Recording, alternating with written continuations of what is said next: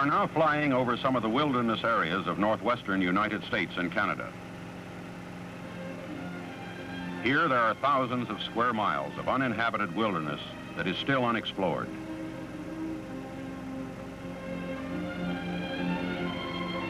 It is in these vast unexplored wilderness areas of North America that a 9-foot-tall, human-like creature is reported to live.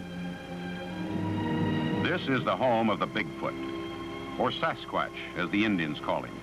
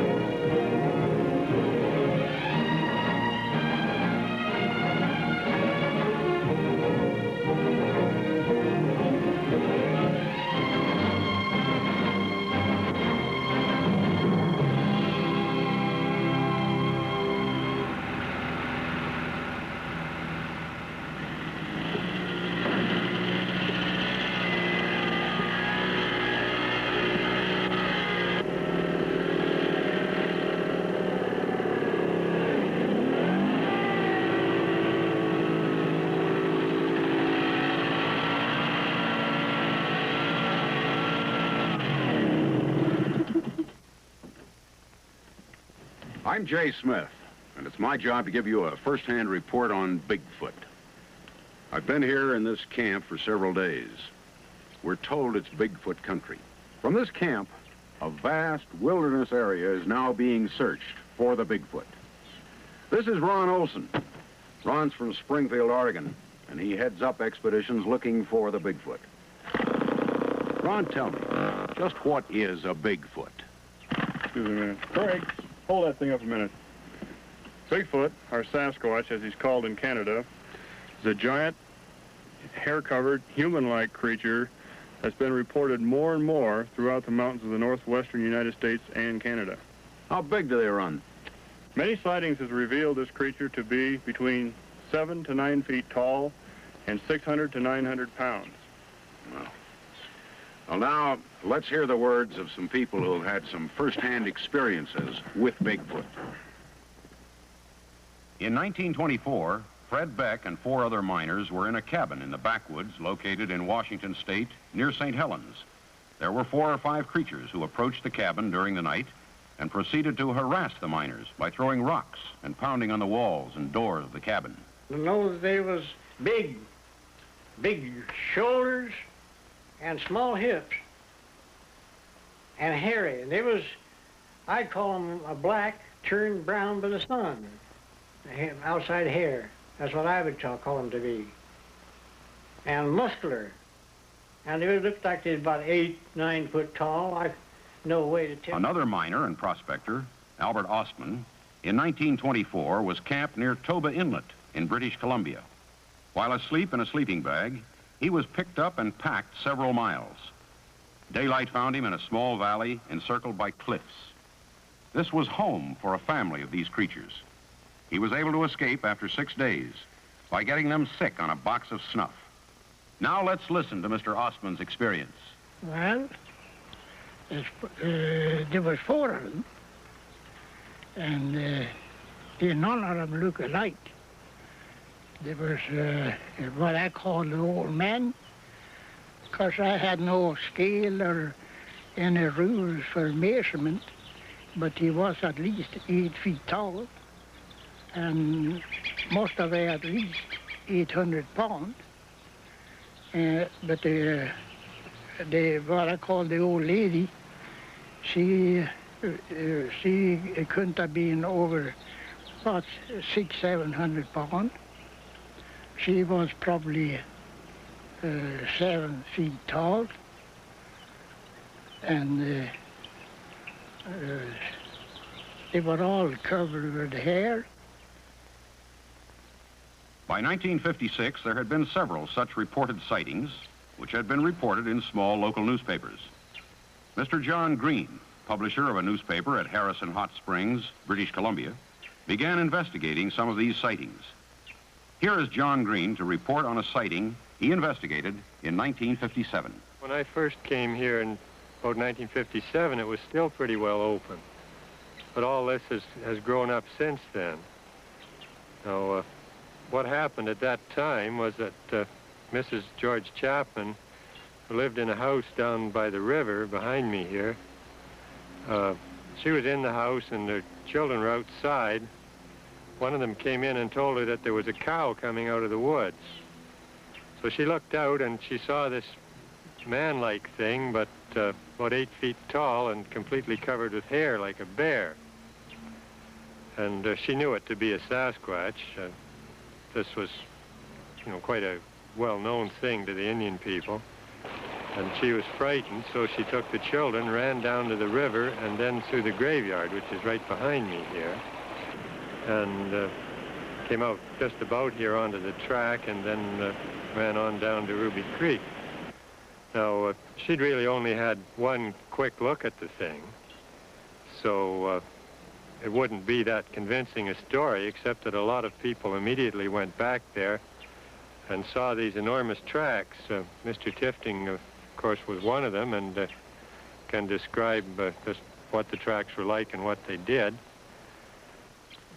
Well, he came through the bush into the shed, or the lean-to of the house, and there was a barrel of dried fish or smoked salmon, rather. And he broke the barrel, and there was some fish eaten there and thrown around. And then he went down the riverbank and apparently took a drink and then come back up on the other side of the house, through the garden patch and up to CPR fence and stepped with 1 foot on that side of the fence and 1 foot on this side of the fence. I can walk right over it. And the footprints was about 18 inches, like. And then he went across there and over to the next fence there and went right up the hillside. And that's as far as we could follow it. As John Green and others began to seriously investigate reported sightings, they found that many aspects of the sightings were the same. One of the first detailed drawings of a Sasquatch was made by Mrs. Myrtle Walton of British Columbia. Her father, William Rowe, had the unique experience of being able to watch a Sasquatch at close range. Mrs. Walton now tells us how it came about. My dad come and asked me to draw a picture of this animal or human for him. He called it a Sasquatch, so he could send it to this John Green, and I drawed the picture for him, and just exactly the way he told me he wanted to draw. There was a few things he changed on it, like he made the arms a lot heavier, and the head was different, and the breast was different, and the back part was different.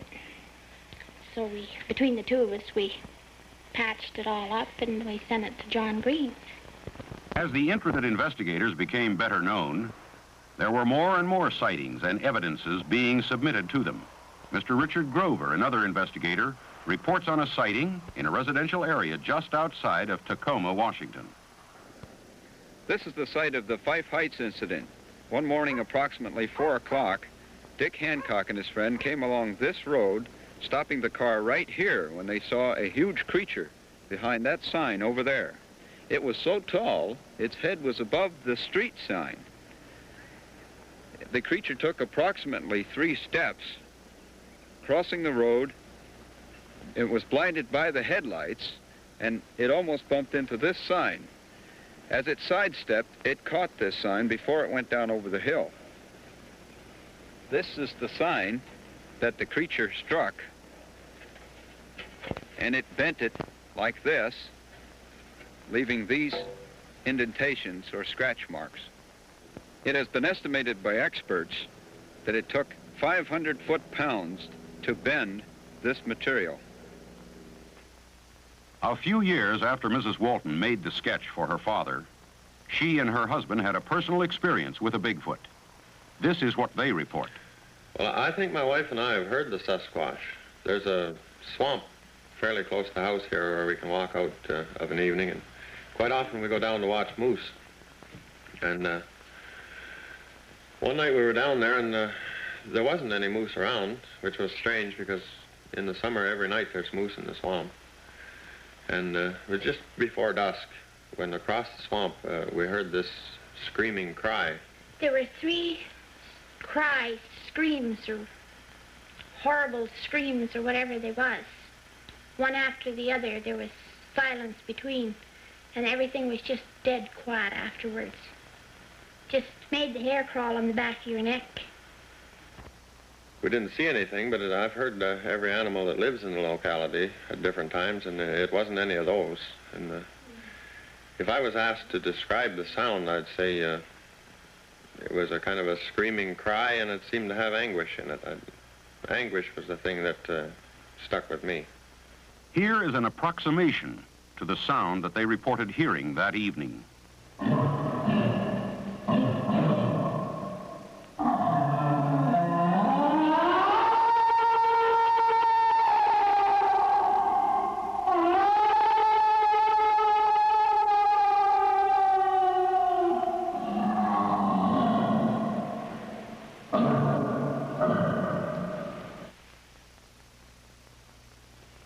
Some of the investigators began to call on the scientific community for facts which might put the puzzle together and prove or disprove the reports. Here is Dr. Charles Guiguet, curator of mammals at the Provincial Museum in Victoria, British Columbia, who reflects the dilemma in which he and his companions found themselves. In my opinion, the Sasquatch, the Yeti, the abominable snowman, the Winnebago, the Cadabrosaurus, Loch Ness Monster, Ogopogo, all of these animals belong in the realm of folklore and mythology. And my reason for saying this is simply that there is no concrete proof, evidence, that any of these creatures ever existed on the face of this planet. No one has ever produced a specimen, complete or incomplete, to prove that any of these animals have ever lived. The scientists were asking for physical evidence to support the stories of the reported creature. In 1958, Gerald Crew was building a new road in a wilderness area in Northern California. For several mornings in a row, he noted there were huge, human-like footprints around his bulldozer. He obtained some plaster of Paris and made casts of them. Here now was physical evidence of something that made tracks. Some scientists say they are made by a prankster. Here is another investigator, René Dahinden. No scientist ever came out in the bush to look at the footprints which we found. No scientists ever studied these tracks. They're sitting there saying they're faked without ever having seen footprints in the area where we found them. No technical evaluation was ever made. In my opinion, after having seen 3,000 footprints myself of 6 different sizes, I came to the conclusion this tracks to be made by a living foot, a creature with a foot like this, a Sasquatch, rather than a man with artificial feet. The task of the investigator has not been an easy one. On one hand, he is greeted by individuals who just saw Bigfoot and believes it. On the other, he is met with cries of derision and fakery. There is beginning to be a new line of thinking from the scientific community on this subject. Here is Dr. Grover Krantz, physical anthropologist at Washington State University, which explains his view. As a physical anthropologist, I've decided that these creatures do, in all likelihood, exist. The evidence of the footprints is what I find the most convincing. This is an example of one footprint. This is a plaster cast, which shows a crippled individual. The foot was twisted, and 2 bulges appear, calloused structures on the outside edge of the foot, and correspond to gaps in the bones, which I've reconstructed here. If this was faked, the person doing it had to be an absolute expert in human anatomy. Perhaps the most startling and far-reaching event in the recent history of Bigfoot hunting happened to a long-time investigator by the name of Roger Patterson. In October of 1967, he and a friend were in the Bluff Creek area of Northern California to investigate a reported sighting of 2 creatures. Suddenly his horse shied as a large creature stood erect from behind a log where it had been drinking from the creek. Patterson grabbed a 16mm camera from the saddlebag and jumped from the back of the rearing horse, to take the following pictures. Let's hear in Patterson's words exactly what happened that day. As I walked across the sandbar, I was able to get some fairly good footage of it. It turned a couple of times and looked at us, and as it turned, it seemed to give me the impression that it didn't want anything to do with us. It didn't run, it didn't act scared, but yet it acted leery of us. Patterson thought that he had proved once and for all that the creatures existed, but he found that even the film was in question. As a result, the footage was submitted to experts in various fields. Among them was Janis Prohaska. Active in the motion picture industry since 1939 as an impersonator of animals of the ape family, Mr. Prohaska was convinced that Roger Patterson had filmed a living, wild creature. The movement is the only thing what throwed me a little bad, because he moved a little bit more like a man than an animal. Because you could see all the muscles on the body and the whole movement. It didn't move like a costume at all. And the size of it was enormous big size, so I don't know if they find a big man like that. Mr. Prohaska, you mentioned that the creature did not move, as if it were a costume. Do you think it would be possible to create such a costume? That would be a difficult... I don't think so. Because that costume, if it would be a costume, that would have taken such a long time to put the hair. You should put the hair by glue them on. That would take about 10 hours, the whole makeup job. And it looked to me very, very real. I'm doing this since 1939, and if that was a costume, that was the best I have ever seen. Ron Olson of the North American Wildlife Research Association has studied the Patterson footage as much as anyone. Ron, what did you see in this footage? Well, this footage proved to me that these creatures are real and that they do exist. Now, how tall would you estimate that one to be? This creature was estimated by scientific methods to be about 7.5 to 8 feet tall. He was taking a stride of about 47 inches to 65. After he became spooked or more scared, he stretched to 65. Now, how does the length of that stride compare to, well, let's say the average stride of a man? Well, the average stride of a man is about, maximum stride of a man would be about 3 feet. Now, that arm appears to be proportionately longer than, say, a human arm. Have there been any estimates worked out on that? Yes, there has. The arm is, and always has been in all sightings, in all cases, definitely longer than a human's. Here the creature shows large pendulous breasts. The indication here, of course, is that it is a female creature. Do you expect to capture one of these? Well, this is, of course, our, I suppose you'd call the finale of our whole program is to make a capture. We want to make a live capture, and with this, we are using tranquilizing equipment. We hope to bring one of these things in with a live capture, live and unharmed, to prove once and for all that this does exist. And since it does exist, maybe then there can be laws and things passed to protect these creatures so that they'll never become extinct. In the past 2 years, there has been a new undertaking by all concerned investigators to consolidate all of their data. All new sightings are investigated and reported on a lengthy questionnaire. Then this information is programmed into a computer.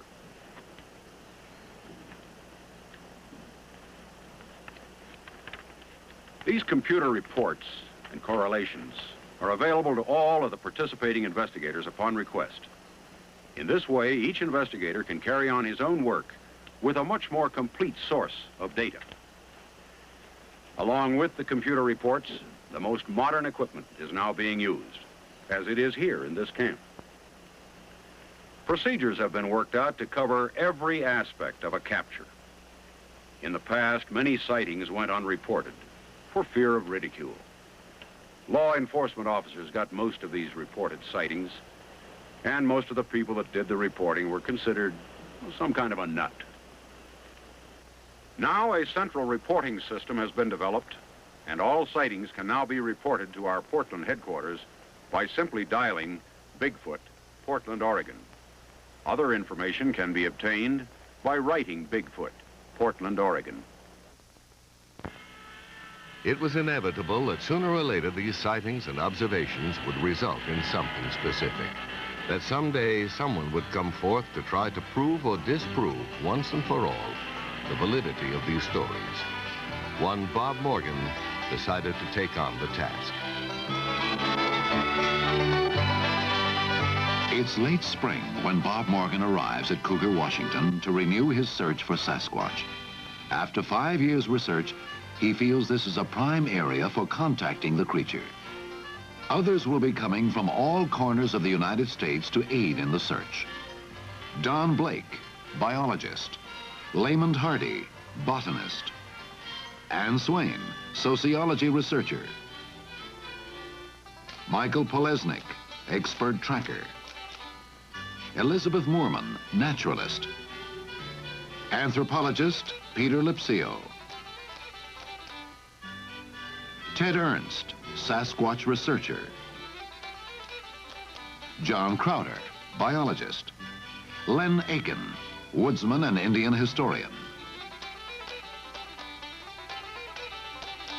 Mary Jo Flory, microbiologist. For the next 3.5 months, this diversified group of scientists and researchers will live and work in the woods, gathering evidence, looking for tracks, and trying to establish contact with a creature who some call the American abominable snowman. They'll scout alone at times, or work in small groups from field tents located at strategic positions in the wilderness. Keeping it all together is Robert Morgan, who will split his time between base camp and the field positions. I hope you understand, I didn't come out here to win friends and influence people. I may be wrong in what I do, but it's all for one purpose, and that is to get the job done. By his own definition, Morgan's a tough, hard-driving man who can't rest until he's gotten the job done. An early riser, you'll often see him working late into the night. He's tough because he has to be. It's the key to survival in this mountain wilderness. What gives Morgan his drive? Why is he so persistent in his search for something which others say doesn't exist? What keeps him going in the face of unrelenting ridicule and unfavorable odds? There can be no other explanation than his own personal encounter with Bigfoot 20 years ago. It was in these woods that Morgan found himself face to face with a giant.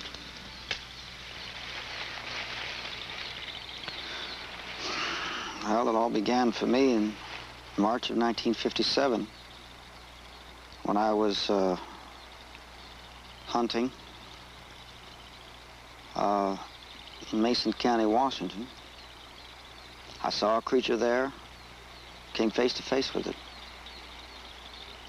The most man-like looking gorilla I'd ever seen. This is how I described it because I didn't know. I'd never heard of Bigfoot, never heard of Sasquatch, or the Omaha, or the Yeti. I had never heard of any of that.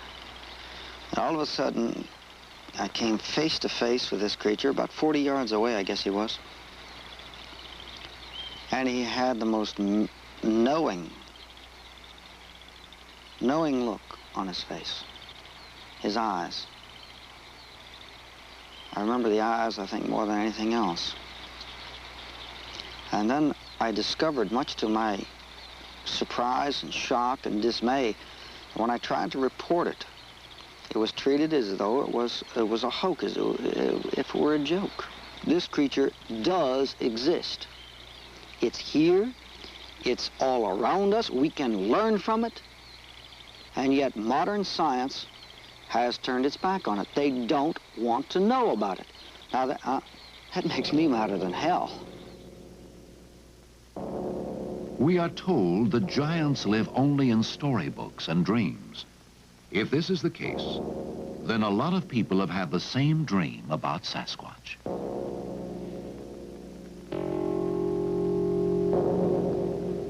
Stories and legends of the creature date back hundreds, if not thousands of years among American Indians. Masks, tribal rites, and rituals have been dedicated to the creature. And he's known by 100 different names: Siatik, Oma, Bushman, Skookum, Wild Man, Sunakwa, Bigfoot. By any name, his description comes out the same. The creature is large, very large, standing 8 feet tall and weighing nearly 800 pounds. He's muscular, has little or no neck, and is bipedal, which means he walks upright, like man on 2 legs. The tracks he leaves behind tell the story. Like the creature, they are big, some over 18 inches long and 8 inches wide. The footprints show 5 toes and an imprint like any one of us would leave, except for the size. They are nothing like a bear's track. Sasquatch is apparently flat-footed and walks with a 4-foot stride, with his knees slightly bent. Each hand of the giant primate has 5 fingers, but he doesn't have an opposing thumb, indicating he cannot grasp small objects the way we can. Little else is known for sure. Bigfoot is thought to be semi-nomadic, following a trail of food which is quite variable. Berries, grass, seed, fruits, even small rodents, fish and insects. Other questions remain. Is he dangerous? Would he attack a human? While he is generally believed to be non-aggressive, these thoughts have certainly occurred to more than one expedition member, including Morgan. Do I have any fear? Of course I have fear. But what the hell is worth doing in this world if it doesn't have a price to pay? In my own instance, I have been in the close proximity of Bigfoot, and I have not been attacked. I am alive. I feel that he had every opportunity in the world to kill me on many occasions, and they have not chosen to do so. I have respect for this creature, but I don't fear him per se.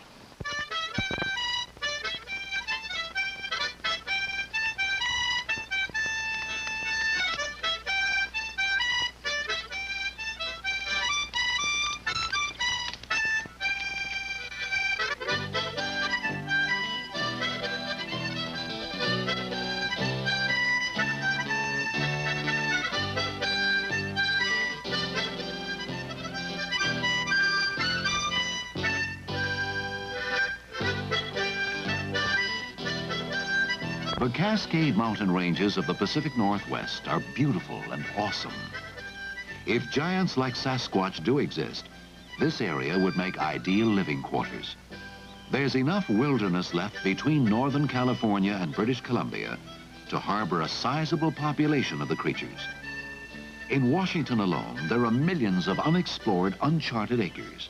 It's big country, where distance is measured in time rather than miles, and where even man must fight for survival. The territory is made up of dense forest, tangled brush, and rough terrain. And a few steps off the trail, anyone, including a large creature, is swallowed by the forest.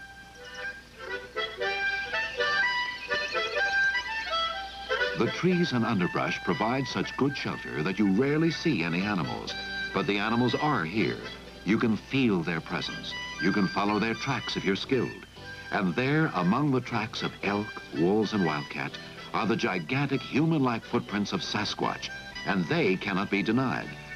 Tracks that give monster stories credibility. The forests of the Pacific Northwest have been claimed by the loggers, but where the logging roads have not reached, where the bulldozers have not swathed a path, the country remains as it was thousands of years ago, an untamed frontier.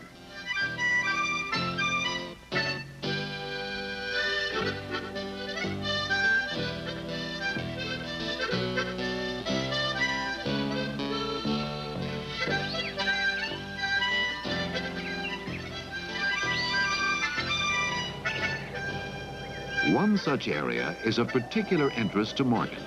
He wants it scouted for future exploration.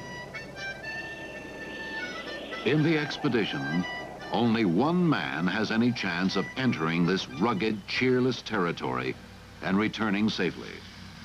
The call goes to Mike Polesnik, an authority on surviving in the woods. He will go alone.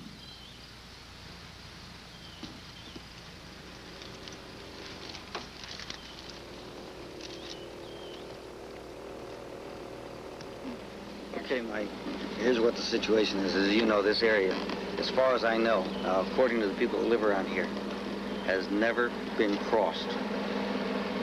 They hunt the peripheries. One guy, as far as we know, goes up a short distance up this stream in order to fish, but they don't go in here. But the problem is, you see, the logging areas have surrounded this area. It's kind of a, you know, an oasis. So I've been wanting to go in here for 2 years. You have 5 days. Use your own time, use your own judgment. And the important thing is there's no possible way of radio contact or anything else. You're on your own. And all I can tell you is be careful.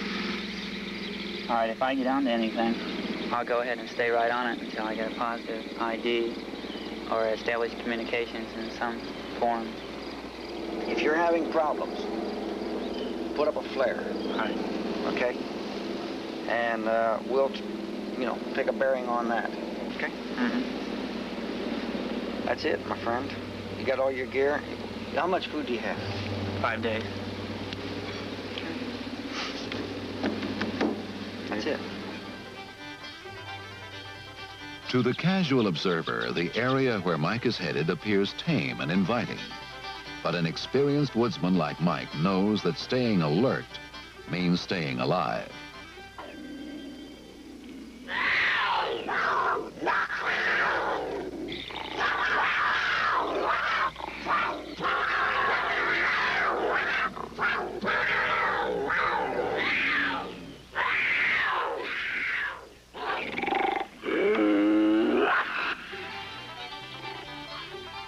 There's so much to be done in such little time. Morgan keeps the expedition going at an accelerated pace. With Polesnik on his way, he and Ted Ernst set out to explore the lava flows of Mount St. Helens, once an active volcano. They'll spend the first day together. Then Ted, like Mike, will be on his own. Wherever he goes, Morgan is constantly reminded that he is the visitor, the intruder in Bigfoot's territory. In his element, he is king. We are the invaders. He has no fear, builds no cities. He violates everything that we have stood for. He belongs with this earth. He belongs here. He lives with nature. We, unfortunately, live in spite of it. He's part of nature. We create our own air conditioning, neon lights, one-way streets, parking meters. Good Lord. We must carry food on our back. We have to eat specialized diets. We have to have this, we have to have that. We have a high fatigue factor, etc., etc., etc. Hell, he doesn't carry a pack. And this creature walks along God's world as if he's one of them, and he leaves very little behind him except tracks. It's kind of sad that we are in pursuit of a creature that lives so beautifully with nature. Perhaps, just perhaps, we can learn from him.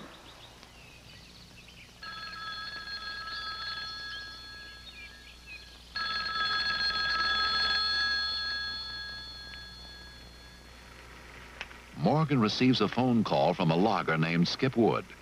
Good Lord, a 6 foot. Now, that was a 6 foot stride, huh? While clear-cutting acreage in Washougal County, Wood and several others were visited by a large, hairy animal. You haven't lost any loggers The today, creature, matching Bigfoot's description, no choker watched the lumbermen from a rock clearing above their camp. And they watched it for 4 hours.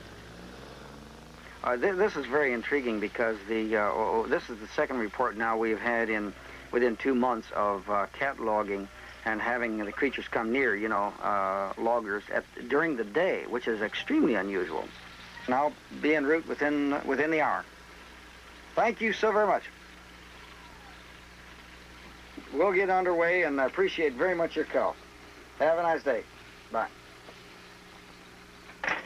Hot report, day before yesterday. Reports similar to Skip Wood's have been on the increase in recent years as civilization creeps deeper into the forest. They're not just limited to the Pacific Northwest. The skunk ape of Florida, the bush monster of Idaho, the Sunaquah of Canada, the Yeti of the Himalayas, all bear a striking resemblance to Bigfoot. Could it be that these creatures are cousins, members of an evolutionary strain unknown to modern man? And does it roam these woods with bear and other wild animals? Morgan wants to find out.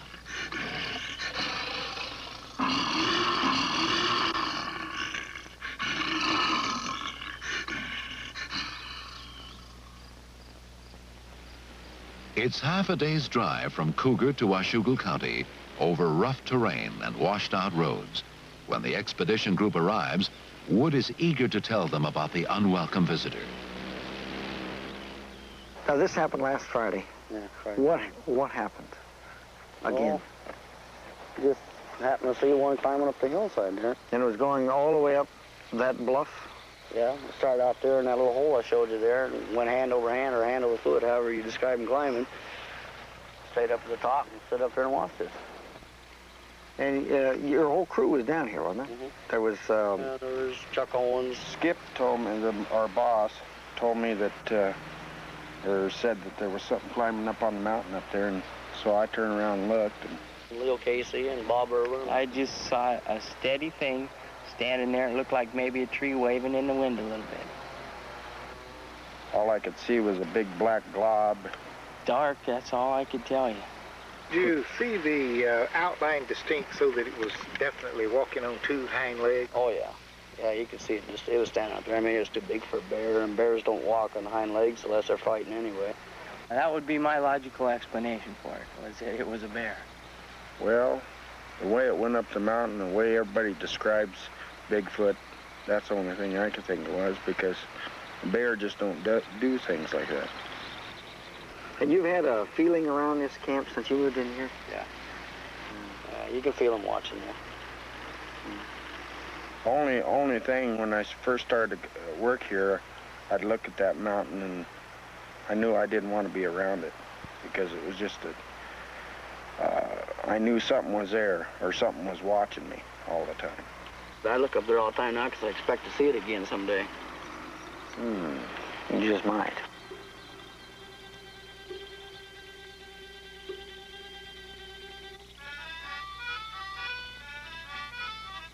The loggers want nothing further to do with this or any other Sasquatch. So Morgan and Elizabeth Moorman set out alone for the rock face where the creature was seen.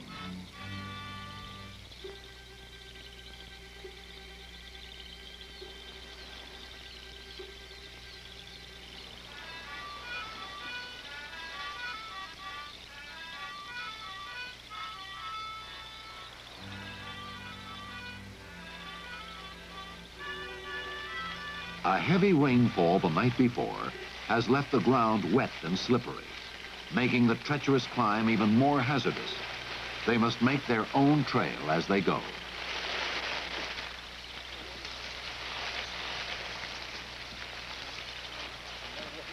What looked so near from below will take them 6 hours to reach, and they must hurry to return by dark.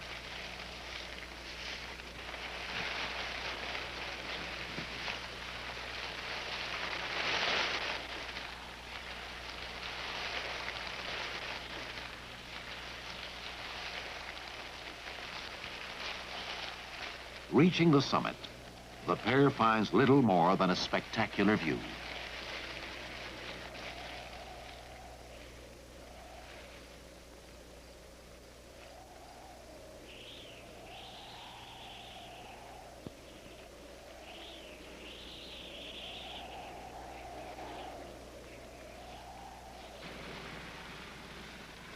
Morgan has chased too many reports. followed too many leads to be discouraged. His work done here, he heads back to base camp. It's still early in the expedition. We both believe that we... Before our saw film Bigfoot. crew arrived, expedition member Ann Swain had what might have been the first Sasquatch sighting of the expedition. She recounts the incident. I turned to my right and I looked down at the end of the creek, and as I lifted my binoculars, I saw this huge black form. And I just froze, and I looked, and maybe 3 seconds passed. And I put my binoculars down. I was really excited. I didn't know what it was. I saw it. It was large, and it was behind these bushes. And I put them down, and I called to Bob, and as I put them back up to look again, it was gone. When we got into the woods, to the forest, there was impressions, and they were larger than even a large man would make. And it was just where the pine needles had been, it was very wet in there, had been pressed down and made wetter than the surrounding area. There's a lot of evidence in this country. There's a lot of reports. And I'm thoroughly convinced there is a Bigfoot out here. Many of them, families. The group returns to Cougar in time to pick up Mike Polesnik, who's covered 20 square miles during his 5-day trip alone in the woods.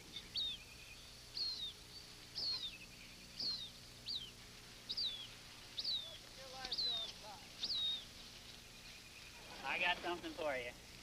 On his way out, Mike found large, barefoot, human-like tracks. It's exciting news. Coming out of the woods next to the berries, and there's still berries on the ground. Not that long, barefoot. He's flat-footed. I thought they were human, but I went back on my way down. I don't think they are. Okay, how far off the road are they? It's pretty close to the mountain. Quite a ways up. No, it's not a long ways up. It's right there where the trail begins. Can we get Pete Lipsio in there? Yeah, I need to see him. And how about up on the mountain? Oh, man. 3 hours going up. A cat come in the first night. The second night he come in closer. The third night I left. I think he knew I was scared. Okay. Told you I'd find something if there's something there. All right. All right, by the way, I think... Large human-like footprints on the trail in an area where Morgan suspects Bigfoot could be. This might be the breakthrough the expedition has needed. Certainly, it could mean one or more of the creatures is in the area or has been recently. The risk of sending Mike into such a dangerous place has apparently paid off. Yeah, that's a good place for you. You been eating well? Yeah, berries, strawberries. Tear you apart in there. And there's snakes. Good Lord, everywhere. Rattles? Yeah, when I left the camp, I wasn't 50 feet when I left that morning. And almost got me.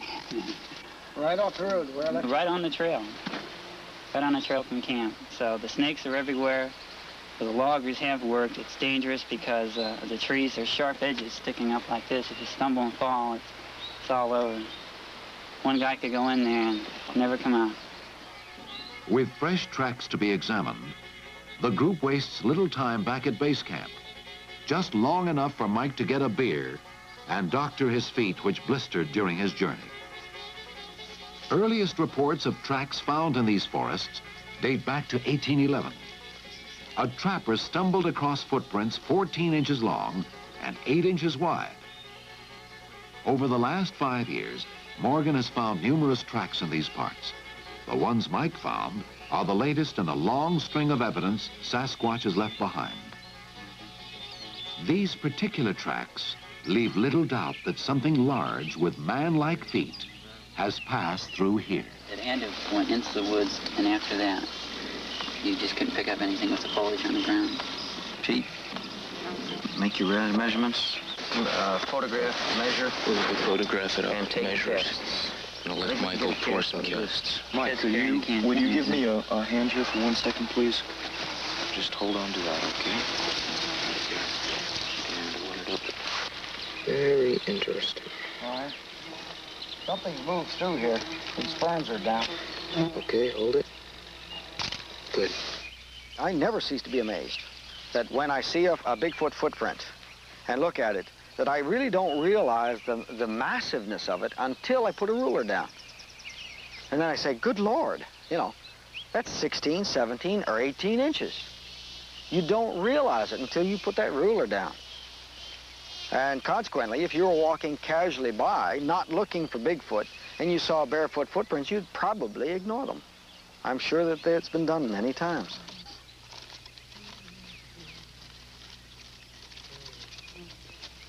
As a plaster record of two of the tracks is made, the mood of the group changes. It goes from elation over finding the prints to anxiety. Expedition members become tense, on edge. There is the sense of danger. Others who have been in the vicinity of Sasquatch have reported similar eerie feelings. The hope is that whatever made these footprints is still in the area and might return. I'll become part of the cast. If you take a walk back through this area, you're going to find a couple of things rather interesting. Number one, all the berries are gone. Number two, there is fresh and old breaks in these ferns leading all the way back up into this area. I didn't find the end of it. I just found them.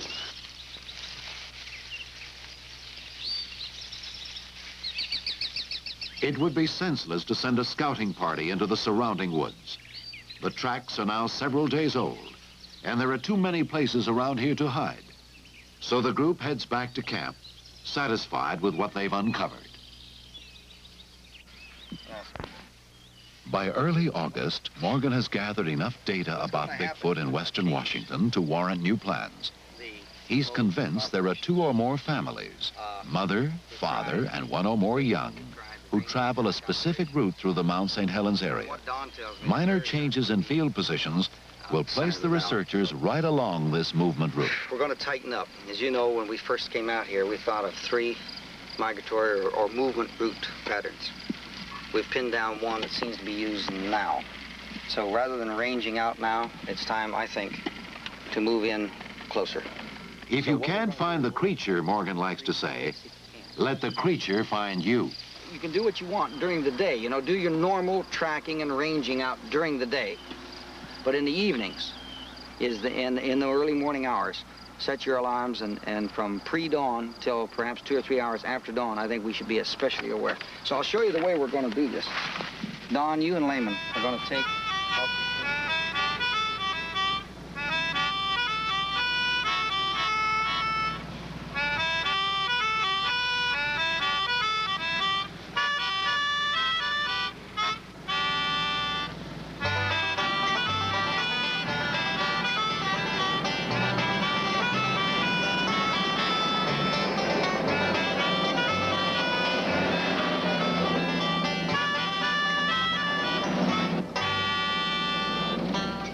What we have done here, we've established 4 camps along a line which I feel is a movement route. When the creature goes from one wilderness area into another wilderness area, these areas are accessible.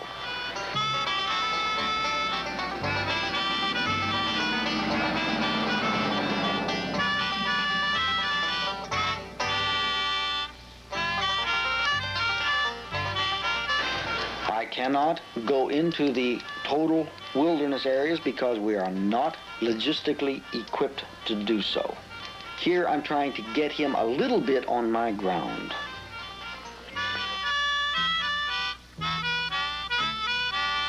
Hopefully, they will either observe him in movement or the creatures will come to their camp. I ask my people to be in from 6 p.m. to 6 a.m. to be awake, aware of what's going on around them.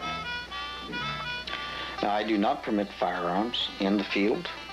I don't feel it's necessary.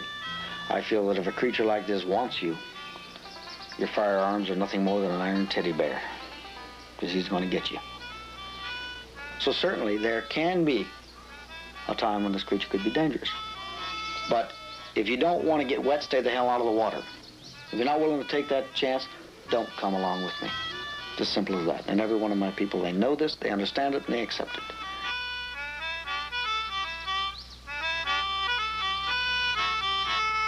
Now, out of the camp, the people will rove during the day, and they go within certain areas that I've assigned, and they rove around, and the biologists and botanists are doing their job, which is an updating, constant updating. I'm getting a constant update of what food is available, what succulents are available, what animals are moving where. The biologist, the tracker, is telling me what animals are feeding on. I'm constantly aware of what is happening out there. What is the weather like? What animals have been eating by their defecations, the browsing, whether or not the animals are in abundance, are they sitting still, are they moving? Where do they water? I'm constantly aware of everything that's going on out here.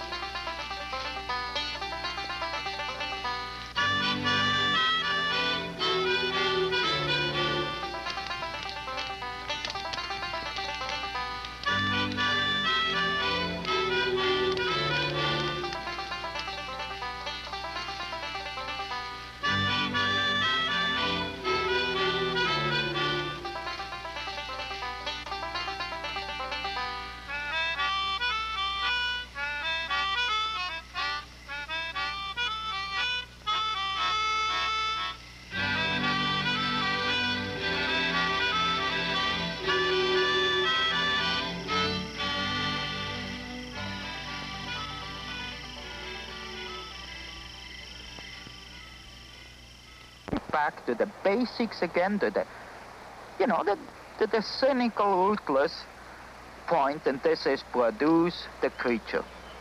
And everything else is all nice, it's interesting, makes life very exciting and so on, but that's about all it does. Morgan has driven to the Canadian border to confer with two men who are chasing Sasquatch through British Columbia, where creature sightings have become commonplace. René Dahinden lives here year-round and has been on Bigfoot's trail for 2 decades. John Green, author-journalist, has written 3 books on the subject. Over a picnic table rich with Bigfoot artifacts, the 3 men discuss their different operating methods. Dahinden and Green both say the creature must be brought in dead or alive. Morgan contends that Sasquatch is too human-like to destroy. I don't think there's any argument that the fastest way to bring this to legislation for the betterment of the species, the fastest way would be killing one. The only way. Possibly. However, the killing of one, how does the... I just feel that I really feel that the youth of this world and the people that are young at heart have had enough of the killing. I really feel they have had sufficient of the slaughter of species for the so-called enlightenment of man. But I think that it is time for a new precedent to be set, for legislation to be passed on an accepted species without total so-called scientific knowledge. All right, why pick this species? Are you going to stop people from slaughtering hundreds of thousands of deer every fall? Why not start now? Why start with this one? Well, I'll tell you why. It's because it looks more like man than any other, and as far as I'm concerned, that is a concern for humankind, not for any animal kind. You remind me of the little old lady who got all hepped up when I told her I would kill a Sasquatch, and then she went in and had a steak dinner. First thing first, and the first thing is to find proof, 100%, so there's unquestionable evidence available which proves the existence of this creature. And the rest of them is all, well, it's nice.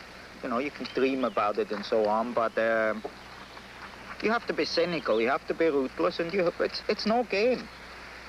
It's no game. It's one of the biggest scientific discoveries the world has ever seen.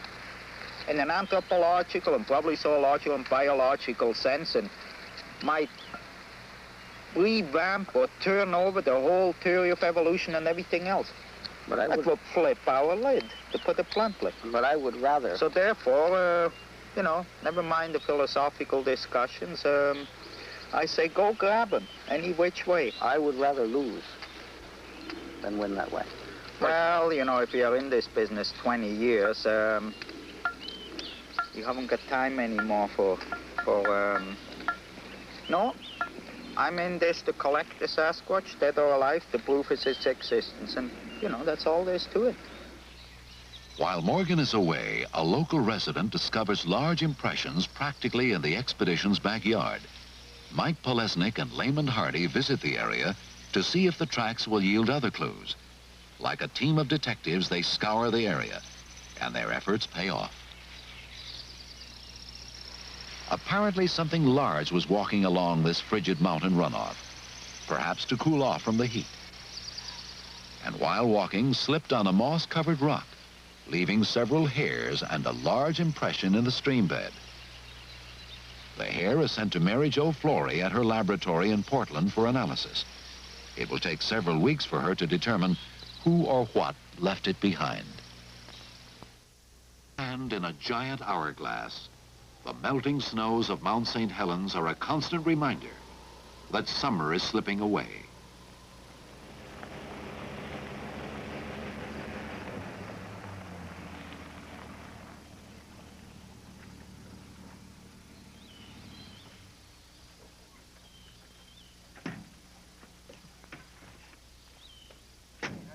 Near the base of the mountain, Don Blake and Layman Hardy have heard strange sounds. Loud, piercing screams, which they cannot place. Morgan has sent Len Aiken to investigate. They didn't sound like birds, and I couldn't imagine it being a cougar, because it didn't make a noise like the cougars we hear it back home. And of course, I don't know all the noises that elks and deer make. It's I know that it's too early in the year for elk. Elk will start, you know, in rutting season starts about mid-September, October. So it's early for that. What did it resemble? Anything or? It was not a human-type scream. It's the type that I've heard chimps make. It's sort of a chimp-type scream. And completely. I'll go along with that. It did sound like the kind of noise that you hear a chimpanzee make when, say, you're taking something away from him, you know. Not an alarm, just more of a... frustration type. Yep.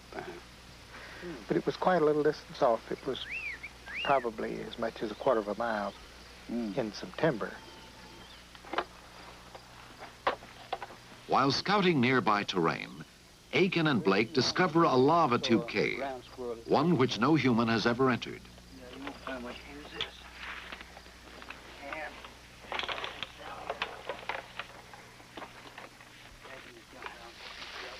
Watch out.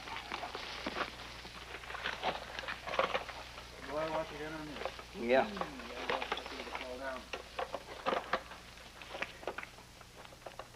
Getting around the mountains has presented no problem for Blake, who has used crutches most of his adult life.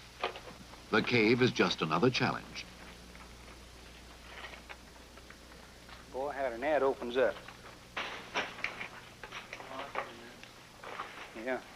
Now then, we're losing altitude fast. We're dropping, let's see, 5 feet for every 8, aren't we? Dozens of the caves formed when molten lava gushed through the valleys from a violent Mount St. Helens.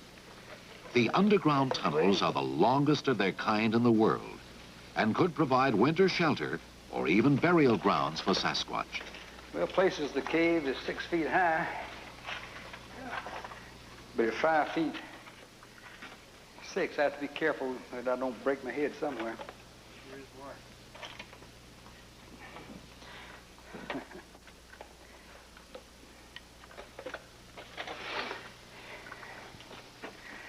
You can't even see the end of the galley yet.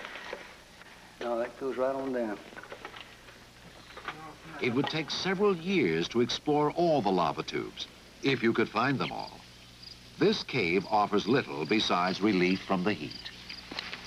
Well, that's quite a cave there, Layman. Yeah, you were gone 2.5 hours. Coming out, feel that heat just blast you right square in the face as soon as you get to the lip of that hole. While you were gone, I was reading. Something rolled rocks down from the top of the hill right up here. There was about 5 different intervals of it, probably 15 or 20 minutes apart. And then there was one time I heard rotten wood move, crash or something. So I don't know whether it was an elk or a bear or some other animal. Whatever it was, probably no doubt came up another side, because this side over here is a little on the steep side. Yeah. At the heat of this sun, though, most anything up there would be under those trees. Yeah. Probably was navigating under the trees. They got more brains than we've got. Could it have been Bigfoot? He's been known to throw rocks at people before. Or could the giant creature turn out to be a giant hoax? Unlikely, in the face of countless reports by people who say they've seen him. People who have nothing to gain by fabricating a story. People like Patty Carter, who as a young girl was befriended by a young Sasquatch. Patty, it was a couple of years ago, I guess when we first met, and you told me I found an intriguing story about what happened to you when you were a child. And I wonder if you'd recount that for me on your first encounter. Well, there was two of them. A big one that was fairly heavy with child, young, whatever. And a young one stood there and looked at me for a while, and then they come down to the creek, got a drink, and then they left. Anyway, they come back about every week. And got so I'd take them down some venison sausage Daddy made. And they'd eat it, and they'd throw sticks and rocks and stuff, play catch with it. With who? With you? The young one, yeah. We wouldn't throw at you, would we? No, just to me. Very gentle.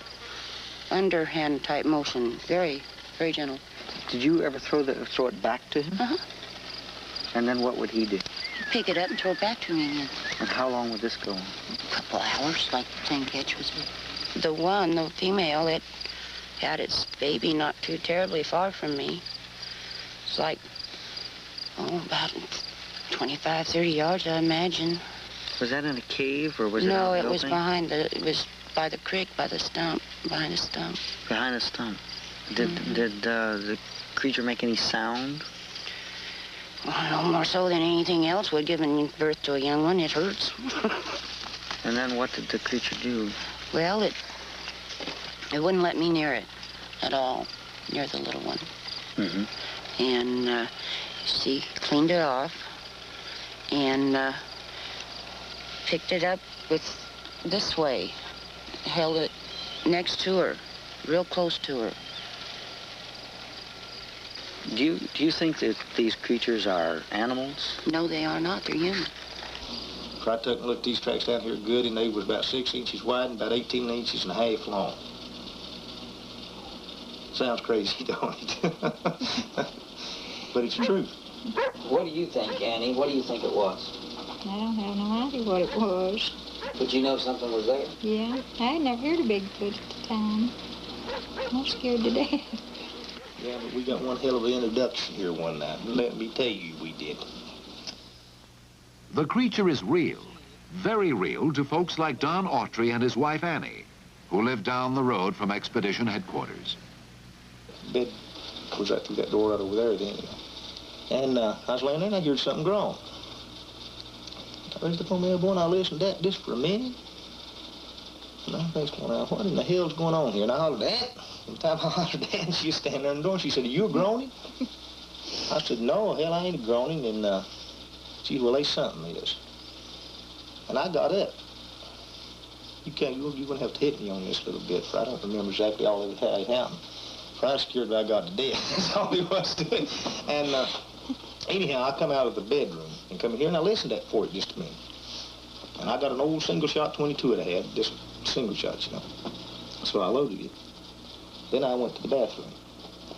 And while I was in there in the bathroom, what that was come from out of the woods back from about southwest, coming this way here. And damn, it sounded like he weighed 500, 600 pounds, even more, just really putting his feet down heavy, you know. And was it moaning at that time? Yeah, moaning all the time. Never quit moaning. And anyhow, he come on up to the bathroom wall there, and I stood up in the bathroom floor, and that bathroom at that time was 4 foot off the ground. And that sound, he was this close to the house, and that sound was coming straight through the wall, right into just like a kiss, you know. And then he traced all around out here, and I come back in here, and we sat around. What else could you do? We sat there and listened to the thing. And I did. I started to go outside. And I got right along in here. There was another deal out here that I tore off since then. And she grabbed me by the arm. She said, "You don't know what you're going out on." And there ain't no damn way you got me outside then. Did you have any feeling? Did I have any feeling of fear? How tight did I squeeze you, huh? It wasn't me, it was the gunman that squeezed you. Yeah, I was scared. You betcha. Definitely. I was scared. I logged this country. I've been logging it for 11 years, and I'd never seen nothing. I'd never seen a footprint until I just walked right upon it right here at the house. And it wasn't a prank. It wasn't a prank. That wasn't a prank. For a man that had to have been over 8 foot tall and made tracks in that snow like this down here. And I don't know nobody that big. And I was born and raised in the woods. I've killed bear, helped kill elk, deer, everything. And I've never heard nothing like this. Precious seas of emerald green. Oh, what joy they bring to me. How I long once more to be with my friends at the old country church. And the reports continue, each similar to the one before, except for place and time. Too many reports from too many people for a hoax to be considered.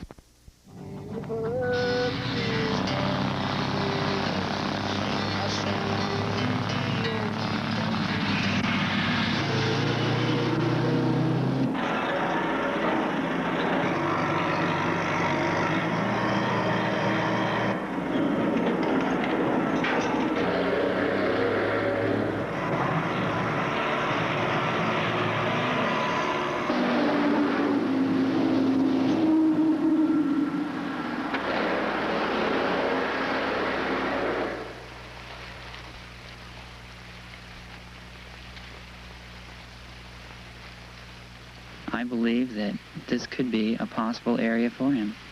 There's no roads here. There's no roar of the logging trucks. There's no shooting. There's no people chattering about.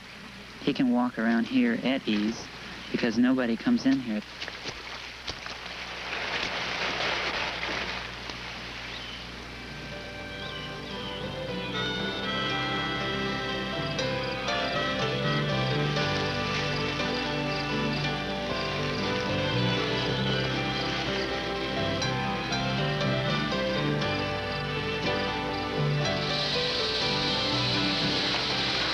Despite warnings not to go, Morgan and Polesnik returned to the untamed area that Tracker explored earlier in the summer.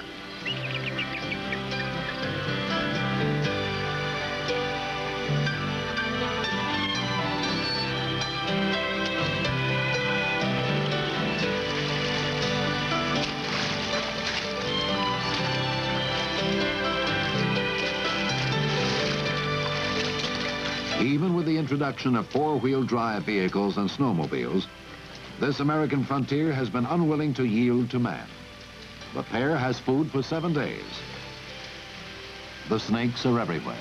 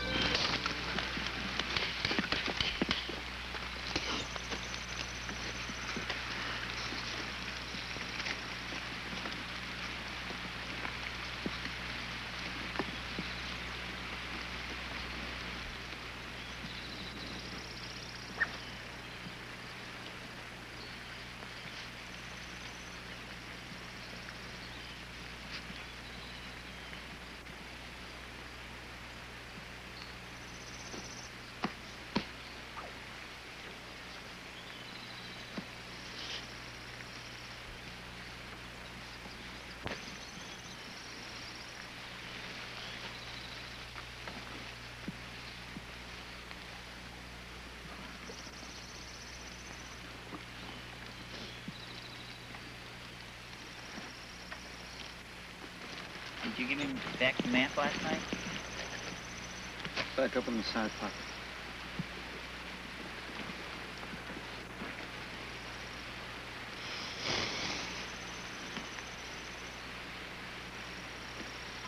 Water's hot.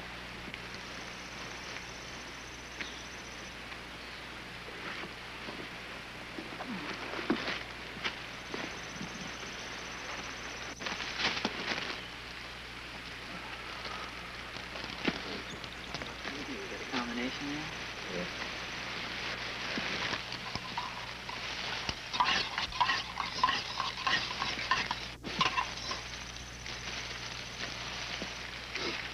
Can you come? No. No, this thing travels northeast. The idea, though, is to follow this up. I just hope we don't have to go over that. You see how sheer it is on the far side? Nice. Yeah. Straight up. If we can get it. Follow this along. I don't want to go high if it's not necessary yet. Ever since 1970, I've been following areas, finding tracks, species, and all this jazz coming down through this area. And it's just recently come into what I think is a movement pattern. And what our objective is to go entirely through on the North Fork of this creek up to Mount Mitchell. And it's my understanding that not too many people have ever done this. And as you know, the dire warnings that we have received that people go in and they don't come out. You know, but in any case, this is the flow line coming down through here, and it's a natural walkway. It's very hidden. So far, it's been pretty rough. I don't know what it's going to be like when we get deep down into the ravine. Well, I don't know. I just, you know, when you stand up on the cliff side and look over this valley, it's one thing. When you get down here, it's something else. I sure agree. We'll find out.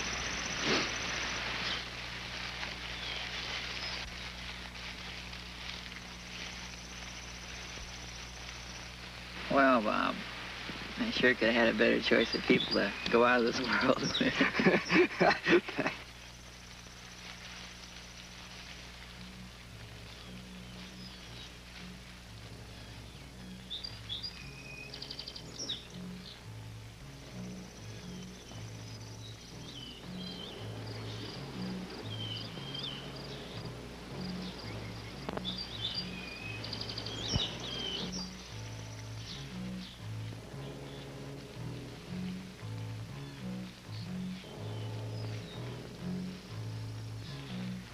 So far, the only passable way through this wilderness is along the riverbed.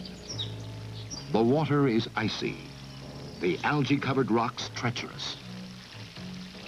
On the second day, despite their pleas, Morgan orders the camera crew to stay behind. The rest of the journey is too risky. Others who have challenged the river beyond this point have never returned.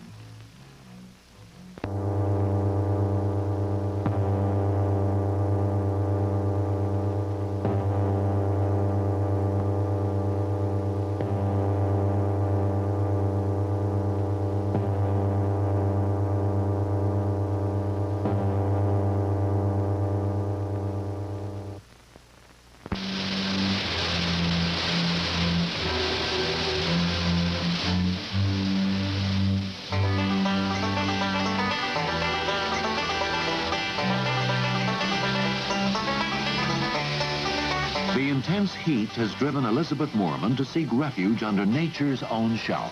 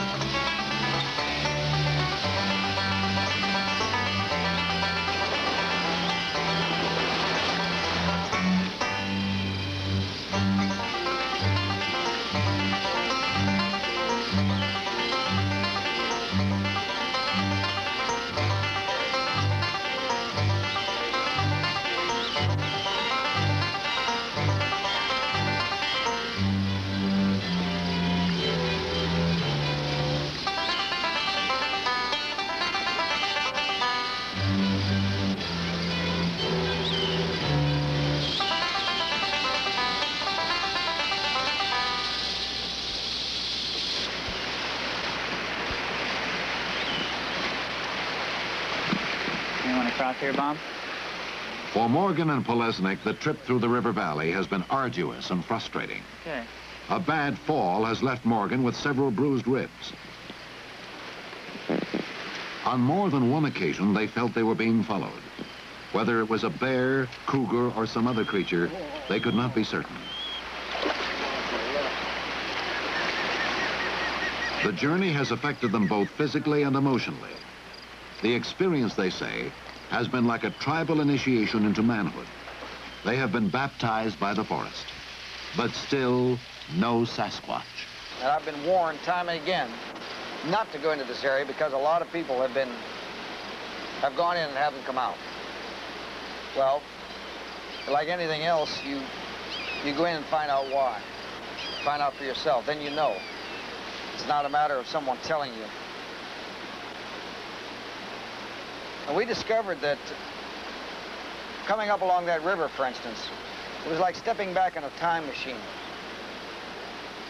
I think I've seen what this country must have looked like perhaps thousands upon thousands of years ago. Coming up over the top of that ridge, we found an area where berries are so abundant that we literally ate our way over the mountain. But when we crested that ridge and started down in this area, for the past few miles,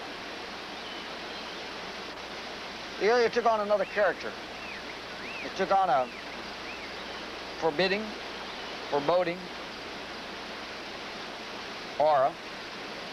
And I just knew damn well we weren't welcome. And literally, every step of the way, Mike and I, you just know, if you make a mistake, there's no way in hell you're going to come out. But it gave us a new awareness, a new respect for wildlife, because the deer and the elk and bear, they live with it every day. But I am convinced, and I welcome anyone that is a skeptic on it to come along with me. I'm convinced that this area, there's no problem whatsoever for a creature like Bigfoot to live in almost a Garden of Eden without any worries about man. There's very few men ever enter this area.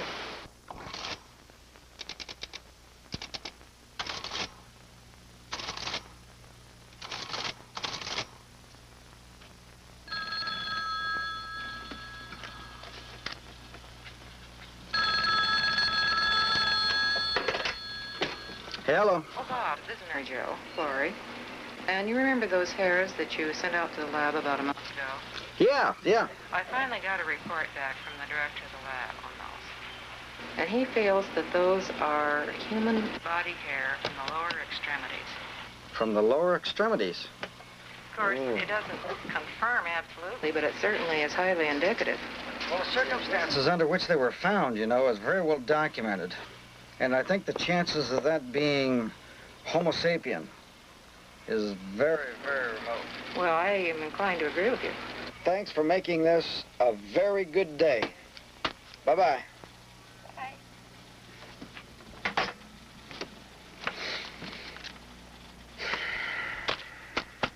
I'll be damned.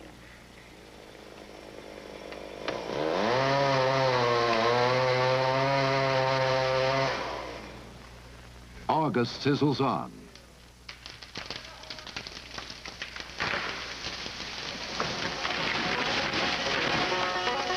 Logging is temporarily halted on orders from the Forestry Service. The extreme fire danger has made logging too risky.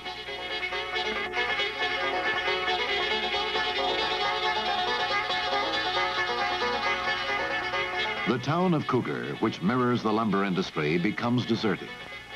Day after day, the temperature touches 100 degrees. Morgan is warned the forests may be closed to everyone, including his researchers. But for now, the expedition is allowed to continue. Still, no rain in sight. What I saw, Bob, was located on the far right side of that mass of trees.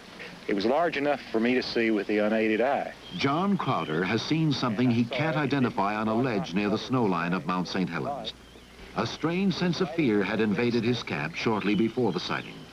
It was a feeling no one could explain, like so many other things this summer. Big enough to see.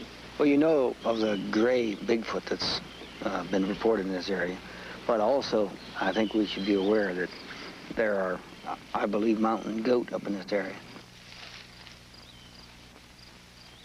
There's only one thing to do, and that's survey the ledge close up. Morgan and the others have made this climb many times before, on another mountain at another place in the forest. Morgan has become weary from the endless climbs and dead-end trails, but any feeling of fatigue he may have is no match for his unrelenting drive to find the Sasquatch. He's so close now, he feels nothing will stop him. All the signs are there, the tracks, screams, reports from loggers and residents. Morgan is convinced he's located a movement route for at least one family of Bigfoot.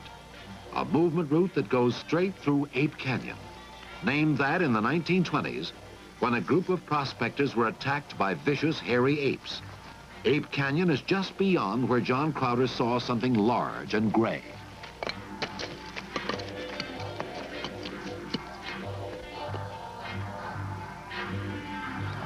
There's little relief from the scorching heat, and at this altitude, the thinner oxygen adds to the physical stress of the climbers. It's hard to describe the frustrations of having made the climb and finding little more than scuff marks. Morgan knows time is running against him. I think that next to closed-mindedness, I think time is our greatest enemy. Most definitely time. The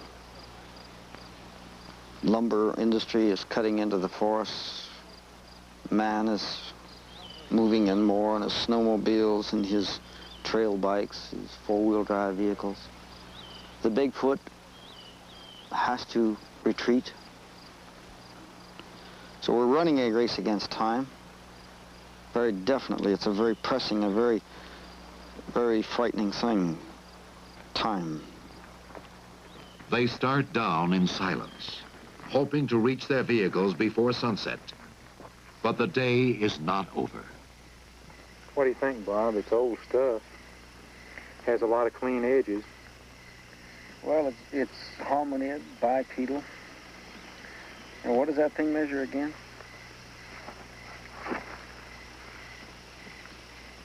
Oh, roughly 13 to 14. And there's been a lot of washing here on the width, but it would go at least 6 at the widest point. Well, it's not where a few rocks laid and rolled away. We've seen enough of that up here. Add another mystery.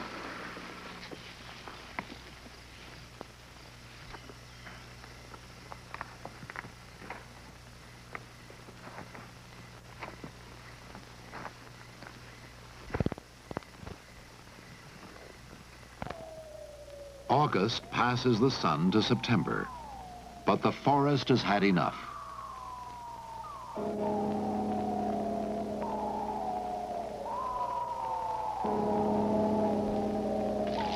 A small fire breaks out not far from the main logging road, but a safe distance from the expedition camps.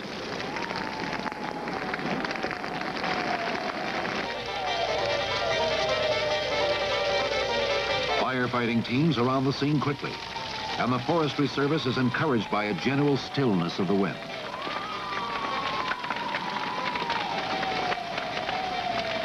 Morgan keeps in touch with the fire's progress.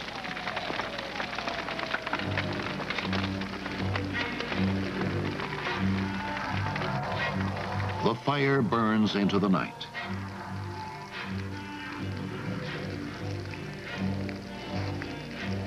And the next morning, through self-generating winds, it begins to burn more rapidly.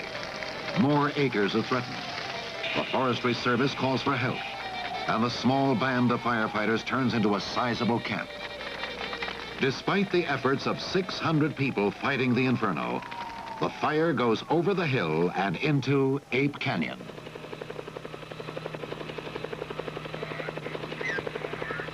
Morgan is distressed as the fire spreads quickly through the canyon. All the evidence of Sasquatch in the area has led directly to this place. He surveys the situation with Sam Melville, star of the Rookies television series, who's visiting for a few days. I want to get a shot of that plane. Talk about the fickle finger of fate. We just had it.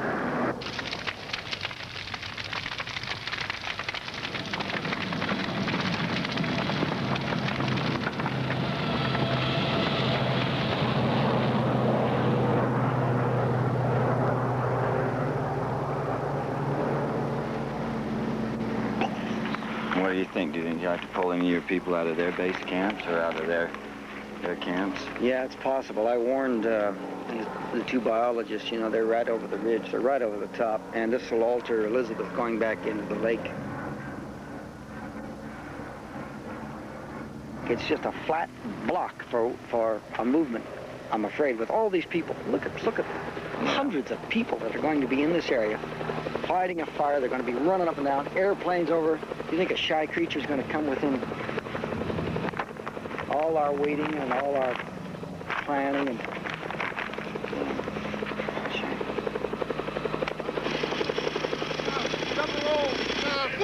our whole damn concept was locked along that one route,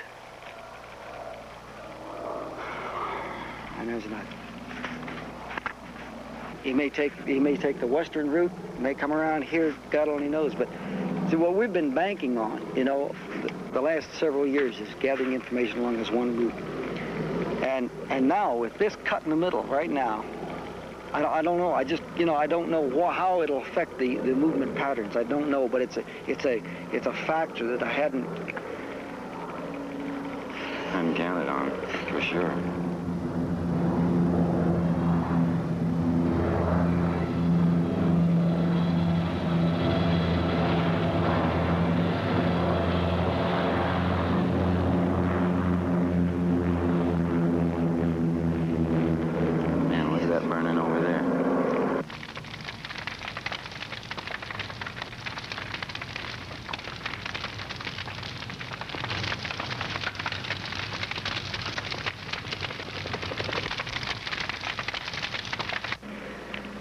Well, next year.